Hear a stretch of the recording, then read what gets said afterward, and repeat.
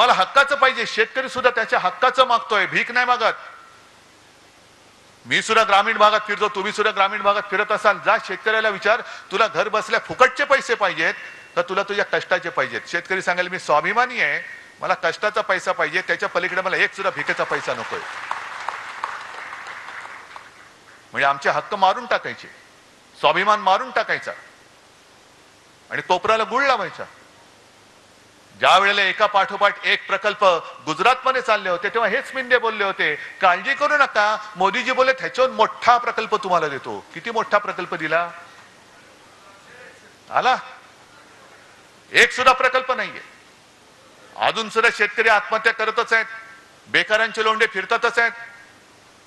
आणि जी लाडकी बहीण योजना काढले, मी एका म्हणजे संभाजीनगर मध्येच एका शेतात उतरलो. शेतकरी आले सगळे, दादा तुम्ही आमच्यासाठी देव आहात. म्हटलं जाऊ रे बाबा, मी देव बिव नाही, मी तुमच्यासारखाच आहे. नाही तुम्ही आमचं कर्ज माफ केलं. म्हटलं ठीक आहे, आशीर्वाद असू द्या. मग तिकडे काही महिला शेतात काम करत होत्या. म्हटलं काय ताई खुश आहात ना? ती काम करत होती बिचारी. तुला का? म्हटलं नाही 1500 रुपये मिळत आहेत. तुला काय 1500ने घर चालतंय वय? 1500ने काय होते? बाजूला तिचा छोटा पोरगा होता. 1500 रुपयात मला म्हणाली की ह्याच्या शाळेची सोय होते. म्हटलं कुठल्या शाळेत जातोय? तुला ऍडमिशन घ्यायला पैसे नाही येत, 1500 रुपये घेऊन करू काय? कोणाच्या उरावर घालू?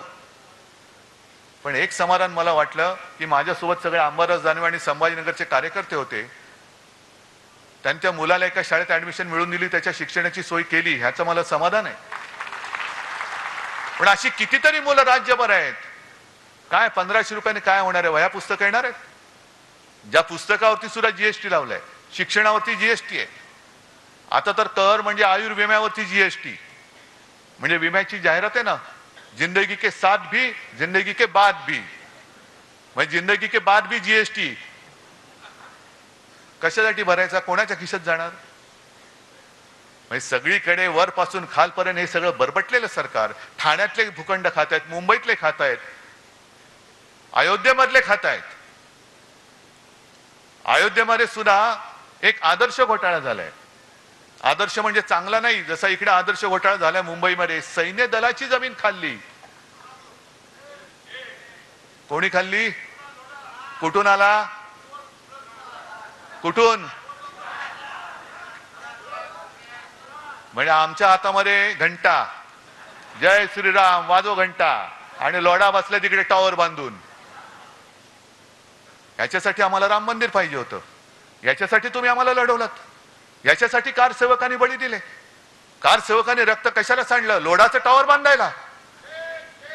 लोढाला टॉवर बांधून देण्यासाठी म्हणून कारसेवकांनी रक्त नाही सांडलेलं. तुम्ही जे गारूड टाकलं होतं, वातावरण केलं होतं, राम मंदिर, मंदिर वही बनाएंगे, मंदिर वही बनाएंगे, बनलं मंदिर. पण मंदिर बनल्यानंतर सुद्धा वाजत गाजत तुम्ही जो काही शो केला, तुम्हाला वाटलं होतं की आता बस झालं सगळं, आता आपल्यासमोर कोणी उभंच राहू शकत नाही. पण प्रभू रामचंद्रांनी सुद्धा जो बाण मारला थोडक्यात चुकला, नाही तर बरोबर वर्मी लागला होता, बरोबर वर्मी लागला होता. पण सगळीकडे गुजरातचे कॉन्ट्रॅक्टर कॉन्ट्रॅक्टर कॉन्ट्रॅक्टर कॉन्ट्रॅक्टर, वाराणसीमध्ये कॉन्ट्रॅक्टर, अनेक मंदिरं पाडलेत. शंकराचार्य मध्ये घरी आले होते. माझं भाग्य समजतो मी की शंकराचार्य आले आणि त्यांनी हिंदुत्वाचा अर्थ सांगितला. जो विश्वासघात करता है वो हिंदू नहीं हो सकता, हिंदू कभी विश्वासघात नहीं कर सकता.